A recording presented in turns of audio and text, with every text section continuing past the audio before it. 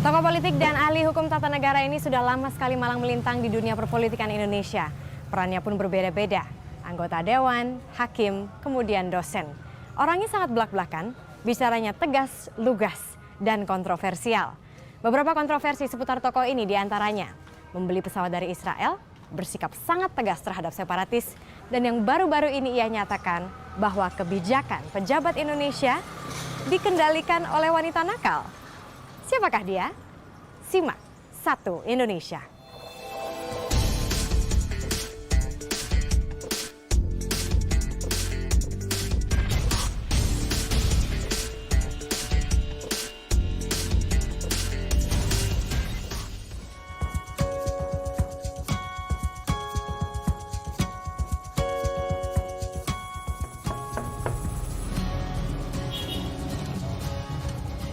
Selamat sore Pak Mahfud. Selamat sore Marisa. Iya. Apa kabar? Tadi saya sulit menemukan alamat. ya lumayan sih Pak, karena saya pikir tadi Bapak di MK kan. Tapi saya baru ingat Bapak kan udah nggak di MK juga. Udah berapa lama ya Pak ya? Sudah persis 2 bulan. Persis 2 Dulu bulan. kan 1 April saya keluar. Oke, iya. Iya, ini saya juga pengen ngajak ngobrol-ngobrol aja Ya sih oke, Pak. ayo ke ruang kerja saya Oke. aja. Saya juga punya ruang kerja nih sederhana. Nah di sini namanya tadi apa Pak?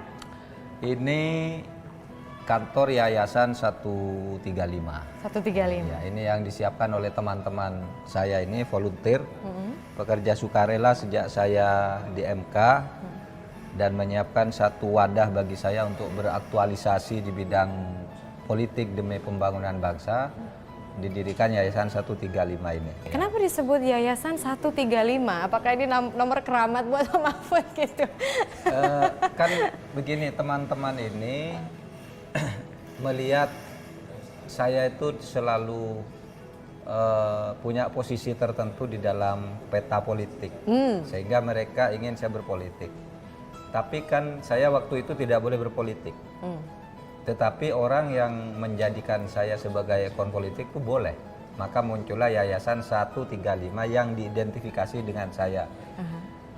Tidak enak pada waktu itu kalau menyebut Yayasan MMD misalnya.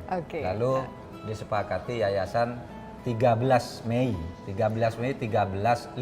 Jadi sesudah diskusikan 13 Mei itu hari kelahiran saya. Sudahlah, lebih bagus 135. Itulah ceritanya lahirnya Yayasan 135 itu.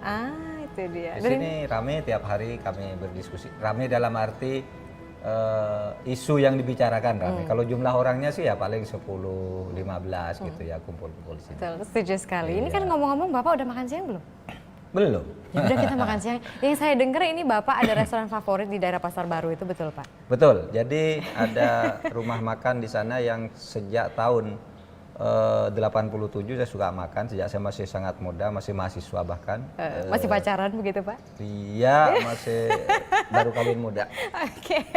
Itu di Kerekot, di Pasar Baru. Namanya rumah makan Medan Baru. Medan Baru itu makanan Padang. Padang Aceh campur gitu. Nah saya kira kalau lezatnya itu sama aja sebenarnya, tetapi itu menjadi lebih lezat bagi saya karena memberi nilai nostalgia. Sejak saya belum kenal Jakarta, kalau saya ke Jakarta itu sama teman diajak makan di situ. Sehingga sesudah itu ya saya sampai sekarang ini, bahkan ketika saya jadi ketua MK tuh sering sama ajudan sama teman-teman, yuk makan ke sana rame-rame gitu, makan gitu. Nah, dan sekarang saya masih suka ke sana dengan istri, dengan anak gitu. Sering. Yuk mari kita ke sana Ayo, mari. Pak. Sebelah sana kan Pak pintu keluarnya? Iya. Oke.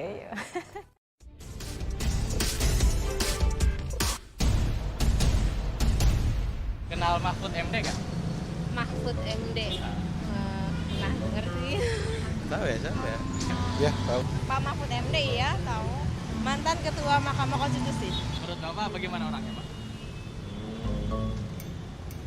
Oke sih.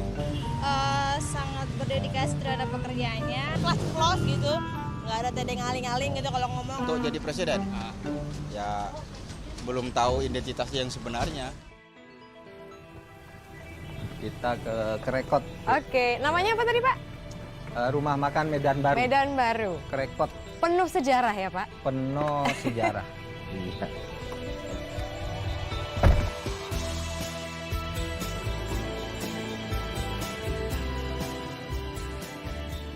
Nah Pak, kan Bapak itu kemarin berhenti jadi ketua MK kan tanggal 1 April. Ya. Kalau misalnya kita lihat usia Bapak kan masih cenderung muda gitu loh Pak, Ya, ya. 56 gitu. Kenapa nggak diperpanjang aja Pak? Kan kiprah Bapak juga di MK tuh udah sangat dikagumi banyak orang loh. Ya, itu soal pilihan saja ya. Memang pada waktu itu saya masih punya kesempatan untuk 5 tahun lagi berada di MK.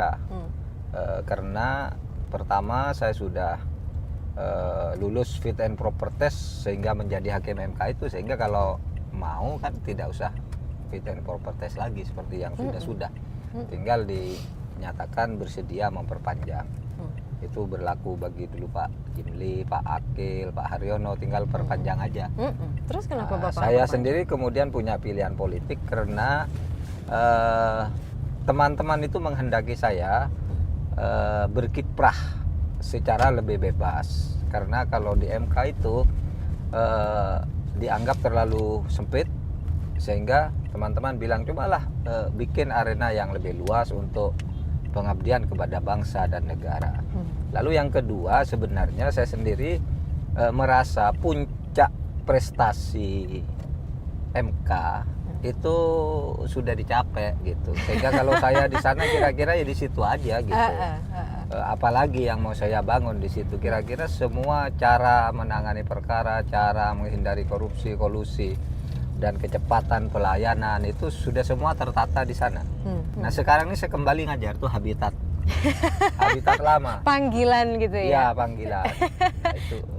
Ini tadi saya baru dari Jogja karena kemarin memberi kuliah sampai malam di UGM. Oke, Iya. tapi selain mengajar kan pasti juga sekarang makin banyak dong, apalagi kan Pak Mahfud sekarang udah punya cucu gitu dari anak pertama kan? Nah, itu dia. Jadi selain mengajar, saya yang kegiatan keluarga alhamdulillah menjadi lebih terbuka sekarang ya. Bertemu dengan cucu, bertemu dengan istri dan anak-anak gitu ya. Nah, itu saya bayangkan dulu seperti itu. Tetapi ternyata sesudah saya berhenti dari hakim MK ini, sekarang udah 2 bulan saya keluar. Ini saya hampir tidak pernah sempat pulang ke rumah. Malah semakin parah gitu Pak? Semakin parah karena apa? Undangan-undangan dari berbagai daerah di Indonesia, mulai dari Papua sampai ke Aceh, seluruh Jawa, Kalimantan, Maluku, ini jadwalnya antre. Pada akhirnya ya diseleksi lah. Mana yang paling penting, mana yang paling besar bobotnya bagi kegiatan itu saya datang. Itu pun kemudian menjadi sangat-sangat padat. Yang saya dengar nih, Pak Mahfud ini kan tidak hanya malang melintang di dunia politik gitu Ya. Pak. Kadang-kadang juga ada hobi gitu. Salah satunya, salah beberapanya deh, ada nulis, ada diskusi, ada main musik, ada stand up komedi pula. Iya kan? Ini yang terbaru adalah venture terbaru adalah stand up komedi. Itu gimana caranya Bapak tiba-tiba bisa jadi seorang komedian waktu itu di salah satu televisi? Begini, saya ini Marisa hidup di satu masyarakat yang sangat dalam tanda petik ya fanatik keislamannya di Madura. Maksudnya? Di daerah saya itu, ya di daerah saya, di saya tempat hidup itu, orang main musik itu dianggap haram. Oh Dilarang, iya? Iya. Pokoknya bagi orang Madura itu jangan main musik, itu dosa, gitu. Dosa. Lebih baik belajar ngaji, gitu. Oke. Main ketoprak haram, dosa. Menyanyi dianggap itu bersenang-senang dengan setan, gitu. Tetapi saya sejak kecil itu termasuk anak yang bandel dalam soal itu. Saya suka nonton ketoprak dan ikut main ketoprak. Orang tua saya enggak tahu. Ikut. Sampai sekarang? Enggak, dulu waktu Oh kecil. dulu waktu kecil. Oke, terus? Kemudian saya ikut main musik. Saya lihai sampai sekarang tuh main seruling. Main Belajar sendiri Pak? Iya, main Wow. harmonika, main gamelan itu saya bisa. My Menyanyikan lagu apapun dengan itu. Lalu sesudah remaja saya suka baca komik. Ya, SMP itu saya sudah selesai semua baca roman Siti Nurbaya, Di Bawah Lindungan Ka'bah, dan macam-macam sudah saya baca. Di samping membaca yang serius, ilmu kesusastraan seperti itu, saya baca komik. Komik saya yang saya baca pada waktu itu, Marisa saya kira enggak tahu juga, dulu ada satu cerita silat yang ditulis oleh Asmaraman Kopingho. Nggak pernah dengar ya? Orang-orang yang agak segenerasi saya tahu semua itu, Asmaraman Kopingho. Oke. Itu saya baca sampai berkoper-koper, saya baca serial. Itu juga dulu nggak boleh. Baca Ya, nggak komik juga boleh, nggak nggak boleh. boleh. Dulu Kok semua yang bolehnya- menyenangkan nggak boleh sih, Pak? Lah ya itulah fanatik saya katakan. Oke. Gitu. Bolehnya hanya belajar kitab, Oke. belajar ngaji ke surau gitu. Tapi saya tembus itu semua. Nah sekarang itu semua berbekas di saya sehingga saya itu ya suka main ketoprak, stand up comedy. Saya juga main ketoprak sama Butet. Oh Beberapa my kali goodness, main tahun ketoprak berapa, sama Pak? Sujiwo Tejo. Setahun lalu aja main di Taman Ismail Marzuki. Oke. Sama Sujiwo Tejo, sama Tarsan Sri Mulat saya sering main gitu. Ya suka aja gitu. Nah, lalu stand up comedy ini kemarin kan diundang di UGM gitu untuk apa bercerita yang lucu-lucu. Ya, Topiknya saya apa? hadirnya- Pasti nggak jauh-jauh dong dari background Bapak Ya, juga. Menurut saya karena itu stand up comedy perlunya yang lucu ya spontan saja apa yang ingat pada waktu itu biasa kan. Nah ini kan sebentar lagi udah mau nyampe nih Pak. Saya Ya. juga masih ada pertanyaan yang saya gatel sekali gitu. Karena yang saya dengar Bapak ini dulu waktu kecil cita-citanya jadi presiden. Itu betul apa enggak? Jangan dijawab sekarang. Nanti di restoran aja kita sambil makan, ya Pak? Oke.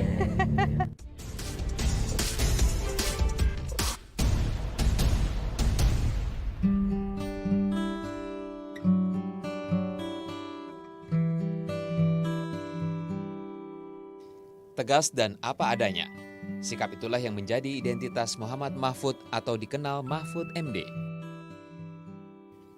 Sikap itu sudah mengakar sejak dia masih berstatus mahasiswa hingga saat ini.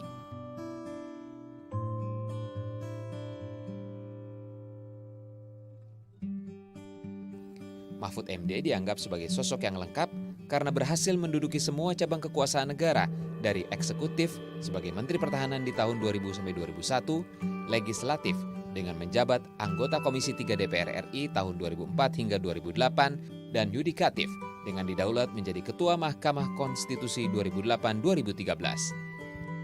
Undang-Undang Nomor 30 Tahun 2002 tentang Komisi Pemberantasan Tindak Pidana Korupsi harus dimaknai pimpinan KPK berhenti atau diberhentikan secara tetap setelah dijatuhi pidana berdasar putusan pengadilan yang telah memperoleh kekuatan hukum tetap.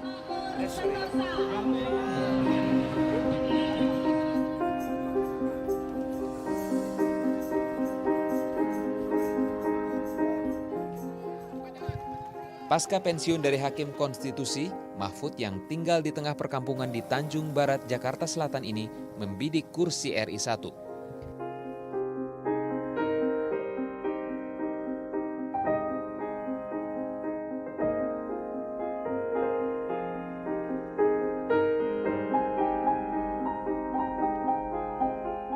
Mahfud yang mendapat predikat calon presiden alternatif mengaku tidak terlalu ambisius dalam pemilihan tahun depan.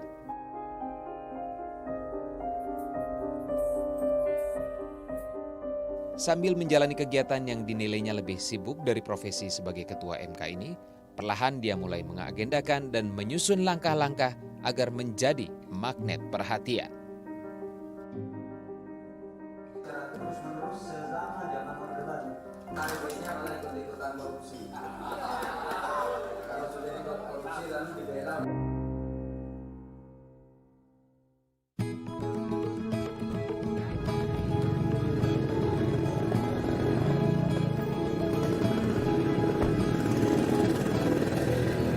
Sampai deh. Oh ini tol Medan Baru Pak. Ya sejak tahun 87 saya rutin lah ke sini ya. Rutin itu dalam arti kalau sedang ingin makan di luar saya suka ke sini sejak tahun 87. Tapi sebenarnya sejak saya lebih muda lagi sudah pernah ke sini. Lebih muda tahun berapa? 83. Saya baru lahir Pak itu. 83, iya. Jadi saya sudah lama sekali di sini. Sudah 30 tahun lebih tepatnya ke sini. Ya sekitar. Ini berarti generasinya sudah lain semua Pak, Ini 30 tahun. generasi lain semua nih, generasi muda semua. Mas, gimana? Apa menunya ini? Masih banyak? Masih lengkap? Masih lengkap. Biasa kalau misalnya menu kesukaan Bapak di sini apa sih? Yang nggak ada di yang lain gitu misalnya? Punai. Punai. Masih ada? Punai ada. Kepala ikan juga Kepala katanya ikan. kesukaan. Oke. Nanti Masih saya ada juga ya akan coba. sekarang? Oke. Sebelah sana aja ya Pak ya? Biasa makan di sana kan? Kita udah sampai di sini nih Pak. Harus selalu bersama teman-teman dari tim 135 ya. Diskusi berlanjut dari Dempo ke sini begitu. Nah, kenapa sih Pak selalu kembali ke sini gitu? Apa sih kira-kira ikatan emosional gitu antara Bapak dan tempat ini? Karena nostalgia saja sebenarnya. Kalau menunya sih dan lezatnya saya kira di Jakarta ini jauh lebih banyak tempat yang lebih enak dan lebih lezat dari sini. Tapi kadangkala tempat makan itu terkait dengan soal nostalgia. Jadi saya suka ke sini ini jauh sebelum saya menjadi pejabat, sejak tahun 87. Artinya 14 tahun sebelum saya ke Jakarta, sebelum saya jadi pejabat di Jakarta. Kalau saya ke Jakarta tuh diajak makan ke sini sebagai makanan yang mewah untuk saat itu dan untuk kelas saya ketika masih dosen muda gitu ya. Nah, setiap saya ke Jakarta ke sini sehingga pada saat saya menjadi pejabat pun, saya menjadi menteri, saya menjadi anggota DPR, saya menjadi hakim MK, saya rutin ke sini paling enggak 1 bulan 1 kali gitu ya, bersama ajudan, bersama karyawan-karyawan kecil itu, sama anak-anak di rumah, yuk makan rame-rame di sini gitu. Nah, sekarang Bapak sempat kan jadi anggota dewan, sempat jadi menteri, terus kemudian jadi hakim, jadi dosen masih lanjut gitu kan Pak. Nah sekarang kayaknya yang saya dengar ini menuju capres gitu, Wah. 2014. Iya. Dan kalau tidak salah Bapak itu dulunya, silakan Mas. Betul nggak Pak? Kalau waktu kecil tuh Bapak sebenarnya cita-citanya saya ingin jadi presiden gitu. Saya tidak pernah membayangkan menjadi presiden. Tetapi ibu saya pernah bercerita yang itu pun saya baru tahu. Ya baru akhir-akhir ini. Ketika ada seseorang bertanya ke ibu saya, Bu, Pak Mahfud itu waktu kecil cita-citanya apa gitu. Ibu saya, wah waktu kecil anak itu bilang ingin jadi presiden katanya. Padahal saya tidak tahu kalau saya pernah bercita-cita jadi presiden. Seingat saya ketika pertama kali saya harus merumuskan cita-cita, itu gambaran pertama saya cita-cita menjadi guru agama. Cita-cita pertama saya yang saya ingat kalau soal jadi presiden itu mungkin anak kecil lah seperti Susan itu. Susan, kalau kamu besar jadi apa? Presiden, kamu jadi pilot. Jadi, itu kayak gitu. Tapi yang terumuskan betul di otak waktu itu saya ingin menjadi guru agama. Itulah sebabnya saya masuk ke pendidikan guru agama. Nah, ketika saya sekolah di guru agama itu, pada tahun terakhir tingkat SLTP-nya saya menjadi 3 orang masuk dalam 3 orang murid terbaik. Nah, murid terbaik dari seluruh Madura itu dikirim ke Jogja masuk pendidikan hakim Islam. Nah, sejak saya masuk pendidikan hakim Islam itu namanya PHIN, cita-cita saya berubah. Tadinya ingin jadi guru agama, saya ingin menjadi hakim karena saya kagum kepada para hakim, kepada jaksa yang jadi guru saya di PHIN. Karena saya ingin jadi hakim, saya kuliah di Fakultas Hukum UII, jurusan Hukum Tata Negara. Nah, di situ saya kagum lagi kepada dosen-dosen. Kok hebat ya, dosen-dosen muda bawa buku besar-besar ya, tahun 78 kan kalau ngajar buku besar dibuka. Wah, hebat ini. Lalu cita-cita saya berubah lagi, ingin menjadi dosen. Jadi cita-cita saya itu yang resmi berubah-ubah. Ingin jadi guru agama, ingin jadi hakim, ingin jadi dosen. Nah, semua cita-cita ini sudah saya capai semua. Sudah diberikan. Oh, ini burung punainya? Ini burung punai nih. Oke. Ini sup kepala ikan nih. My goodness. Yang istimewa di sini. Yang lain sama. Yang lain sama aja ya. Mungkin ini Bapak biasa makan pakai tangan kali ya? Saya biasa pakai tangan. Iya, saya juga mau pakai tangan sih, cuma belum ada ininya Pak. Biasanya ada air ininya. Kobokan ya. Terus tiba-tiba cita-cita jadi presiden baru muncul pas selesai dengan MK? Bukan, Atau gimana? itu Enggak? bukan cita-cita. Itu dorongan. Itu Lain dorongan. lagi. Oke. Itu dorongan. Ketika tahun 2010 itu saya memutus kasus Anggodo Wijoyo. Yes. yang kemudian membuat geger dunia penegakan hukum di Indonesia itu mulai saat itu orang menyebut-nyebut saya pantas jadi calon presiden. Saya pantas jadi presiden. Berbagai delegasi datang, antara lain dipimpin oleh Fajrul Rahman, kemudian ada beberapa LSM datang kantor saya. Bapak harus siap jadi presiden, kata Tamrin Amal Tamagola ke saya. Pada waktu itu saya masih menjawab, saya ini tidak punya potongan jadi presiden, tidak punya jahitan lah. Presiden tuh kan harus orang yang ganteng-ganteng kayak Pak. Bapak jangan gitu dong, Pak. Pak SBY itu cocok presiden, dia bilang. Pak Harto ganteng jadi presiden, Soekarno ganteng, masa saya jadi presiden? Saya bilang. Tapi lama-lama dorongan itu lalu muncul semakin deras, lalu muncul di survei-survei. Yes. Saya tidak pernah merekayasa survei, tiba-tiba muncul di berbagai survei. Semua survei menyebut saya orangnya. Bapak siap kan sekarang? Udah tinggal 1 tahun lagi Waktu loh, Pak. itu ya saya ragu-ragu. Semula saya bilang tidak mau, kemudian saya diam. Bukan tidak mau, tapi juga bilang tidak. Oke. Kenapa? Karena waktu itu saya hakim, tidak boleh bicara soal jabatan untuk diri sendiri, kan gitu. Oke. Nah, kira-kira kalau misalnya nih ya Pak ya, jadi presiden atau wakil presiden gitu. Kan Bapak udah malang melintang di perpolitikan Indonesia kan udah tahunan lah, Pak. Ya. Nah, kira-kira yang Bapak mau dorong, gebrakan Bapak yang kita harus benahi itu apa sih, Pak? Kan Bapak ini udah ultimate nih. Pokoknya yang saya bilang, ya itu harus jalan. Ya nggak, Pak? Satu,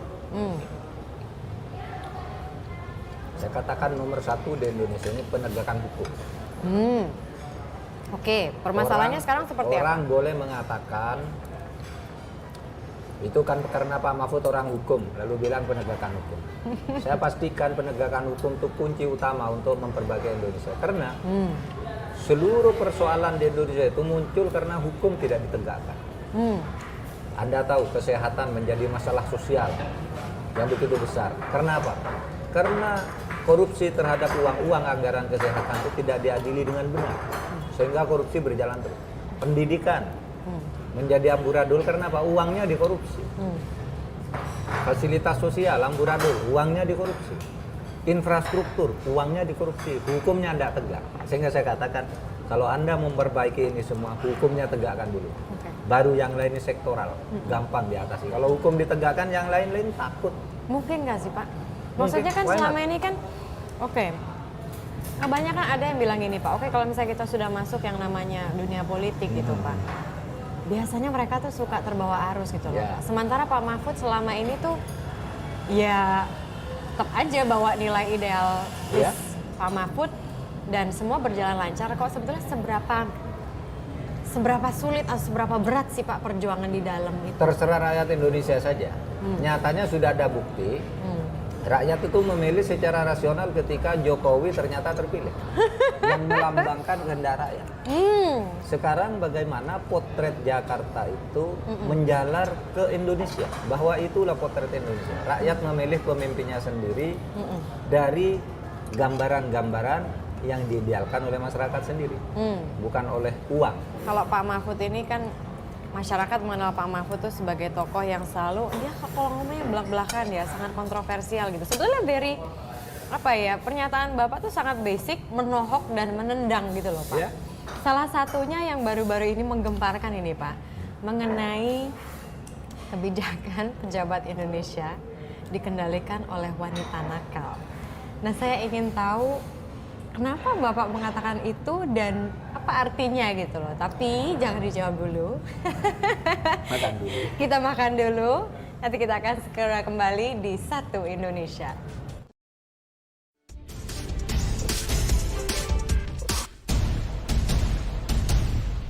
Anda masih menyaksikan Satu Indonesia. Pak Mahfud, sebelum kita bicara mengenai wanita tadi. Wanita. Kenapa? Kenapa? Saya ingin tanya ini masalah pendidikan. Kan Pak Mahfud dari dulu sampai sekarang masih mengajar gitu. Apa sih yang masih menjadi kekhawatiran atau concern Pak Mahfud mengenai pendidikan di Indonesia sekarang? Saya kira pendidikan itu memang merupakan suatu proses yang terus-menerus berkelanjutan, sehingga sebenarnya saya tidak pernah ikut menyalahkan kalau setiap ganti menteri ganti kebijakan. Itu silahkan aja lah, itu kebutuhan lapangan. Tetapi yang saya khawatirkan di dalam perjalanan pendidikan kita akhir-akhir ini adalah karena pendidikan itu selalu lebih banyak disamakan dengan pengajaran. Jadi tekanannya pada kemampuan teknis dan intelektualitas. Padahal pendidikan itu gabungan antara intelektualitas dan moralitas. Nah, moralitas ini yang sekarang kurang, sehingga produk pendidikan itu tidak menghasilkan orang-orang yang mulia. Maksudnya pada prakteknya seperti Iya apa kan? gitu? Saudara tahu kan yang sekarang paling rusak, membuat kerusakan terhadap negara, taruhlah para koruptor, pembobol uang negara itu kan semuanya berpendidikan tinggi. Oke. Berarti dia tidak merasuk itu jiwa pendidikannya. Kalau di dalam undang-undang dasar itu dikatakan pendidikan itu untuk apa sih? Untuk mencerdaskan kehidupan bangsa, bukan mencerdaskan otak. Kalau kehidupan itu sudah mencakup intelektualitas dan moralitas, otak dan watak. Nah, ini watak ini kurang sekarang. Berarti pas generasi 40 tahun lalu dong Pak, Nah, masalah pendidikan sudah dari situ. Maka dulu ketika pendidikan itu masih sangat sederhana, tapi ada pendidikan budi pekerti, pendidikan moral, pendidikan agama yang produk tahun 50-an, 60-an, itu kan bagus-bagus toh. Yang rusak-rusak ini kan kemudian yang lulusan tahun 80-an akhir ke atas. Ini ketika orang sudah terlalu percaya pada soal teknis. Pendidikan sebagai teknis dan intelektualitas, bukan moralitas. Nah, saya kira ini menjadi lebih penting sekarang untuk dipikirkan daripada ribut-ribut memikirkan UN, memikirkan apa-apa. Yang begini-beginilah yang tidak dipikirkan. Oke, berarti kurikulum harus diganti dong Pak. Ya, Harus ditambahkan lah. Terserah Iya kan apapun. intinya itu Iya, kan, iya. Pak. Saya dulu mengusulkan bagaimana pendidikan Pancasila itu digalakkan lagi. Nah, ini kan Bapak kan juga ahli hukum tata negara. Kemarin itu sempat ada yang ngomong mengenai tindak pidana pencucian uang. Emang masih problematik ya Pak? Apa sudah selesai? Tindak pidana pencucian uang itu sudah ada. Tetapi sekarang dapat dikatakan belum diterapkan. Pencucian uang itu artinya orang mengambil uang milik negara tapi dikaburkan agar tidak diketahuan. Misalnya saya punya uang korupsi lalu dikasihkan ke Marisa sekian. Untuk istri lagi sekian. Untuk ini sekian. Untuk istri Jadi kedua, tidak ada, ketiga, tidak dan tersimpan, tidak tercatat. Tapi dia punya semua. Dibelikan saham, masuk ke itu tanpa tahu gitu. Nah, dulu sulit sekali itu diterapkan. Nah, sekarang ada 2 kasus yang konon mau menggunakan undang-undang pencucian uang. Menurut saya bagus. Kasusnya adalah Misalnya begini, Anda tiba-tiba punya 10 rumah. Oke. Terus? Saya katakan, Anda diduga korupsi dalam satu proyek. Dan karena Anda diduga korupsi, Anda juga ternyata punya 10 rumah. Saya katakan, kalau undang-undang pencucian, Anda telah melakukan pencucian uang, bentuknya rumah kepada itu, mobil kepada ini, kepada itu dari Anda semuanya, meskipun tidak terlacak. Sekarang yang punya rumah itu suruh membuktikan, mobilmu dari mana, uangnya dari mana, rumahmu dari mana. Yang membuktikan nanti Anda, bukan jaksa. Tahu? Iya. Itu namanya pembuktian terbalik. Nah, Udah jalan Pak? sekarang baru berjalan untuk 2 kasus. Joko Susilo dan rencananya Lutfi. Oke. Menurut saya ini harus menjadi uji coba. Gitu, harus menjadi uji coba. Harus tanyakan, Anda kok punya rumah di sana, mobil di sana, padahal ketika mau menjadi kepala polisi Anda kekayaannya cuma 2 miliar, kok sekarang menjadi 117 miliar. Buktikan bahwa yang 115 itu sah. Dia yang membuktikan. Kalau misalnya tidak terbukti? Kalau tidak bisa membuktikan sedikit, berarti korupsi. Wow. Sekarang ini karena undang-undang pencucian uang tidak diberlakukan, maka yang selalu mencari bukti harus jaksa. Saya punya uang 117 miliar. Buktikan bahwa ini saya korupsi. Yang disuruh membuktikan jaksa. Susah dong. Tapi sekarang kalau pencucian uang dibalik. Kamu punya segitu, kamu yang membuktikan. Dari mana ini? Yang 1 miliar dari mana? 2 miliar dari mana? Terus buktikan satu-satu. Kalau tidak membuktikan semua, korupsi. Berarti makin banyak yang potensi bisa terjerat dong Pak? Itulah makanya kita buat undang-undang pencucian uang agar semakin banyak yang terjerat, agar semakin banyak, gitu loh.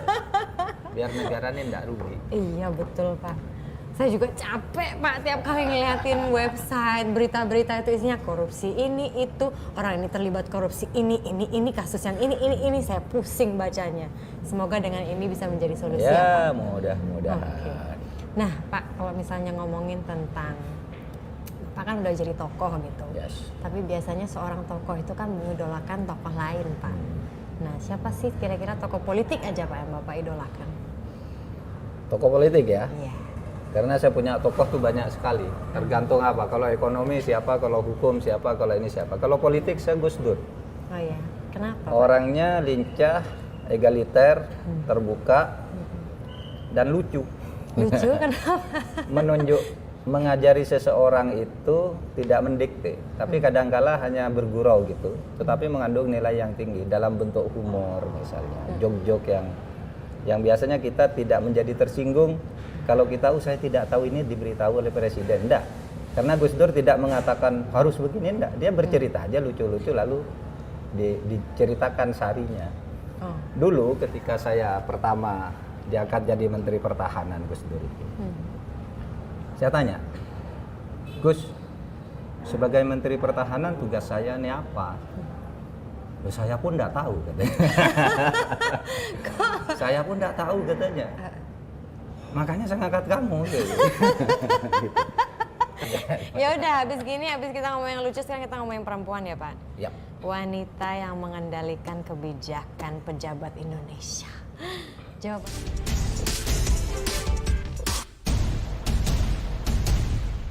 Mahfud MD, BBM, bersih mungkin, berani mungkin, sudah dia kan, merakyat belum tentu.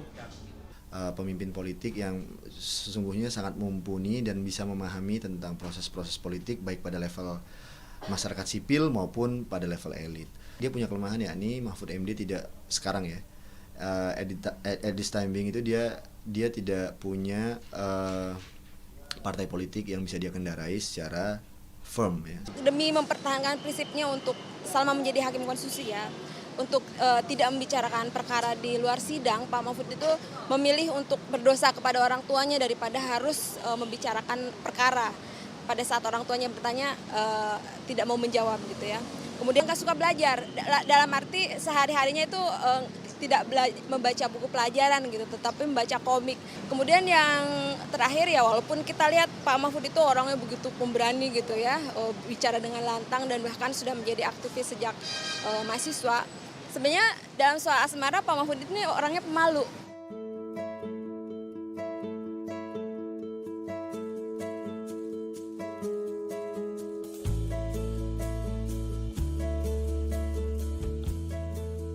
Terima kasih Anda masih menyaksikan Satu Indonesia, bincang-bincang dengan tokoh politik yang kontroversial dengan Bapak Mahfud MD di sini. Pak, bicara tentang kontroversial ini Pak. Kontroversial. Iya Okay. kan.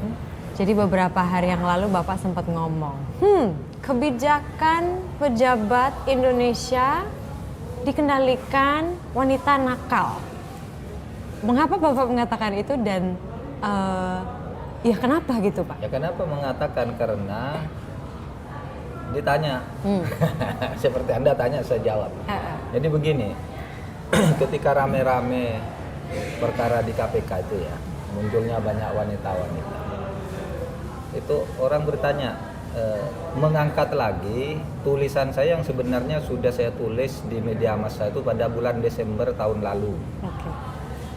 Menanyakan, Pak, apa betul di Indonesia banyak kebijakan dipengaruhi oleh wanita nakal? Oh iya, saya bilang.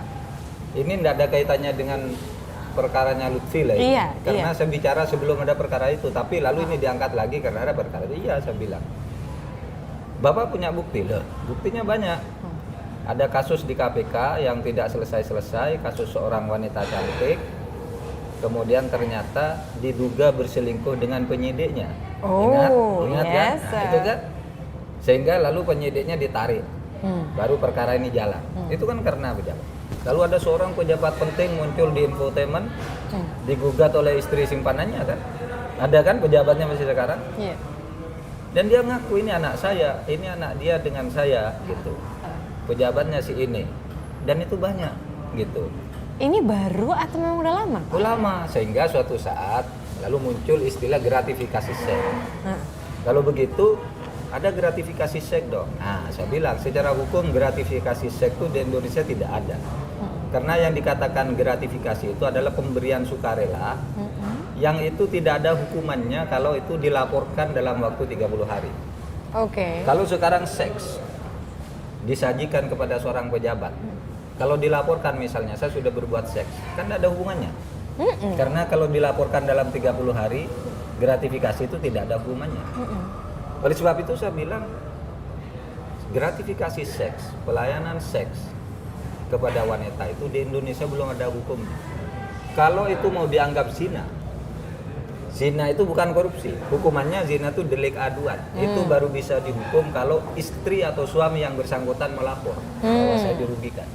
Nah, oleh sebab itu saya bilang terjadi kekosongan hukum di Indonesia ini tentang gratifikasi seks, di mana seorang wanita itu mengendalikan keputusan-keputusan pejabat. Emang bisa, Pak? Bisa. Loh, saya mikirnya gini loh, Pak. Kalau misalnya kita, misalnya saya seorang pejabat, saya seorang laki-laki nih. Terus saya mau mengambil keputusan. Saya kompeten gitu ya. Mengambil keputusan ini. Kok bisa, maksudnya saya nggak make sense aja untuk saya pengaruh dari... Ini konteksnya penegakan hukum. Oke. Ya, misalnya saya mau menghukum teman Anda. Iya. Ini mau dihukum. Sementara saya ketika mau menghukum, lalu sudah tegas saya tiba-tiba si teman saya ini punya tahu bahwa saya punya gunde di situ. Didatang gundenya tuh pacarnya tuh bilang suruh jangan menghukum itu. Dan itu banyak kasus seperti itu. Kok bisa sih, seseorang mau menjadikan seseorang sebagai tersangka digelandang, lalu pejabatnya melarang. Kenapa melarang dia untuk melakukan? Karena gundenya nih wanita nakalnya. Kalau kamu hukum itu saya muncul ke publik, saya ngaku bahwa saya gundekmu, saya datang ke rumah istrimu. Kasus seperti itu laporan yang banyak masuk ke saya. Bahkan saya diberi nomor mobil gunde-gunde pejabat. Serius? Ini nomor gundenya ini nomor gundenya ini. Dan sebagainya. Mereka lapor ke saya, tetapi mereka tidak tahu bahwa saya itu hakim konstitusi, tidak mengurusi yang kayak gituan. Mereka salah lapor, tapi saya tahu sebagai informasi. Nah, oleh sebab itu menurut saya kita harus mengantisipasi. Banyak orang tidak tahu bahwa banyak wanita-wanita nakal berada di balik orang-orang penting. Cuma gara-gara diancam aja. Iya, karena dia punya gunde, tidak tahu kan diketahui. Nah, oleh berarti kan udah ketahuan kalau gundeknya ya bukan orang beres dong, Pak. Tahu. Tapi ya udah biarin aja gitu. Udah pasti dong, tapi dia kan sudah terlanjur berbuat takut kan. Sehingga dia tunduk. Dia boleh galak kepada orang lain, galak bentak-bentak gitu, begitu sama gundenya takut dia. Nah, itu yang saya tidak mengaitkan itu dengan kasus PKS sebenarnya. Itu sudah saya tulis tanggal 29 Desember. Tapi memang betul dari zaman sebelum ada PKS zaman itu. Orba Tapi itu orang lalu mengaitkan seakan-akan Pak Mahfud tuh nyerang PKS. Itu tulisan lama. Oke. Nah, kita juga ingin melihat nih kira-kira kok hilang. Oh, ini dia. Nanti saya akan bacakan satu-satu, Pak. Tapi ada yang menarik nih. Kemarin Bapak tuh beberapa hari lalu sempat mengatakan bahwa bikin tweet nih, Pak, tweet entry yang mencerca KPK pada umumnya hanya mereka yang tersandung kasus korupsi di KPK atau berhubungan dengan kasus tersebut. Itu kenapa Bapak nge-tweet gitu, Pak? Saya tidak mengetweet itu. Kalau Anda lacak itu tulisan saya di Harian Sindo, tetapi kalimat itu dipetik oleh orang. Pak Mahfud mengatakan dia lalu terus beredar. Itu tulisan saya, judulnya KPK masih lurus. Tulisannya panjang, lalu kalimat itu diambil oleh orang. Ini pernyataan Pak Mahfud. Lalu semua orang meretweet. Gitu. Apa sikap saya tentang itu? Memang begitu. KPK itu di dalam pandangan saya itu masih lurus, dia tidak memihak kepada siapapun. Kan ada yang mengatakan, ini kalau partai ini dihantam. Sekarang oleh KPK itu Partai Demokrat, partai penguasa, kasusnya banyak masuk. PDIP banyak yang dipenjara, Golkar banyak yang dipenjara, PKS juga sekarang masuk. Jadi KPK menurut saya itu masih lurus, tidak bermaksud mendiskreditkan partai tertentu. Tapi memang Bapak Sehingga kalau kita lihat siapa sih yang mencerca KPK, coba Anda catat, yang mencerca KPK itu orang yang punya perkara di situ dan pengacaranya. Berarti itu udah 100% rakyat itu setuju. pasti. Pasti, coba lihat aja. Jadi kayak Saya kebakaran jenggot gitu Pak? Tracking oleh Anda, siapa yang selalu menyerang KPK itu orang yang pernah dihukum dan orang yang akan dihukum atau pengacaranya. Cari, tidak ada orang lain. Kalau rakyat itu setuju semua. Itu yang saya tulis kemudian dipetik menjadi bagian tweet dari seseorang lalu menyebar. Tapi emang betul Saya sih senang Pak. aja begitu, bagus Iya. juga pendapat saya. Berarti betul. orang itu ngerti gitu ya, poinnya tuh di situ gitu kan. Pertanyaan terakhir tadi Pak, kan tadi kan Bapak mengatakan kan maksudnya banyak pejabat yang kadang nggak bisa gerak kanan kiri, nggak bisa ngambil keputusan kanan kiri karena tersandera. gitu. Tersandera betul. Bapak yakin Bapak tidak akan tersandera? Sampai sekarang saya tidak pernah tersandera. 3 minggu yang lalu di Medan itu ada di sebuah forum ada yang ngacung ketika saya beri kesempatan bertanya, Pak, ketika Bapak menjadi hakim MK, perkara kami kalah karena kami tidak mampu menyediakan 2 miliar. Gimana ceritanya? Saya bilang. Katanya Bapak akan memutuskan perkara dan akan menang klien calon gubernur kami yang kalah ini kalau disediakan uang 2 miliar. Sesudah uang dikeluarkan ternyata kalah juga katanya. Karena terlambat katanya. Saya bilang sama dia, Anda kan masih ingat siapa tuh pengacaranya? Suruh menghadap ke sini hari ini, saya bilang. Apa benar dia pernah berurusan uang dengan saya? Kalau benar, sekarang uangnya saya kembalikan 4 miliar, saya masuk penjara. Dan saya katakan siapapun Anda yang pernah merasa memberi uang kepada sebagai hakim, ya, saya kembalikan 10 kali lipat. Terus? Nggak ada yang maju. Dan ini saya serukan lewat Anda juga nih melalui Net TV. Siapa saja orang Indonesia yang melihat saya sekarang kalau pernah merasa memberi uang ke saya, datang ke saya kembalikan 10 kali lipat dan saya akan masuk penjara dengan tindakan pidana pemerasan, bukan penyuapan. Kalau penyuapan dia ikut dihukum. Kalau pemerasan saya saja yang dihukum. Iya, betul sekali. Kalau ada siapapun yang melihat televisi. Pasti godaan kalau misalnya Bapak nyapres, menurut saya cawapres. setiap pejabat harus begitu. Harus begitu. Berani nantang bahwa Ya dirinya kalau bersih. bersih mah begitu Tapi Pak. berani, kalau tidak, ya tidak ada gunanya menjabat menurut saya. Melanggar, Iya sih. melanggar amanat. Iya, betul. Gitu. Terima kasih banyak Pak Mahfud MD atas waktunya ketemu lagi. dan juga sudah traktir makan di sini juga. Gila makanannya luar biasa tadi. Iya, suatu saat saya undang lagi traktir ke sini. Bukan karena syuting, tapi makan biasa. Iya, boleh Pak. Gitu ya. Iya, terima kasih banyak Pak. Itu dia bincang-bincang demi kemajuan bangsa kita bersama Bapak Mahfud MD. Saksikan bincang-bincang dengan tokoh-tokoh Indonesia lainnya hanya di Satu Indonesia. Terima kasih banyak. Terima kasih banyak.